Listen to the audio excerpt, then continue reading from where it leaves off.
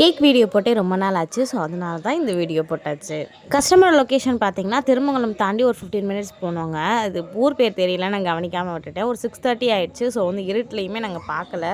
Late ஆயிடுச்சுன்னு போனோம். கடைசியில் பார்த்தா டெக்கரேஷனும் அப்போ தான் பண்ணிட்டு இருந்தாங்க. சரி நல்ல வேலைடா அப்படின்ட்டு நான் ஸ்டாக் பண்ண ஆரம்பிச்சிட்டேன். நான் முடிக்கிறதுக்கே நம்மளுக்கு இங்கேயே 10 நிமிஷம் ஆயிரும். ஃபாண்டன் ஒர்க் தான் இருந்துச்சு. அதனால வந்து எல்லாமே அங்கே போய் தான் செட் பண்ணுற மாதிரி இருந்துச்சு. ஸோ தனித்தனியாக எல்லாமே பாக்ஸில் போட்டு கொண்டு போயாச்சு. இத்தனை வருஷத்தில் ஃபாண்டன் வந்து என்னோட பேச்சு கேட்டிருக்குங்க. அழகாக ட்ரை ஆயிடுச்சு. ஸோ வந்து பர்ஃபெக்டாக இருந்துச்சு ஃபிட் பண்ணுறதுக்கு.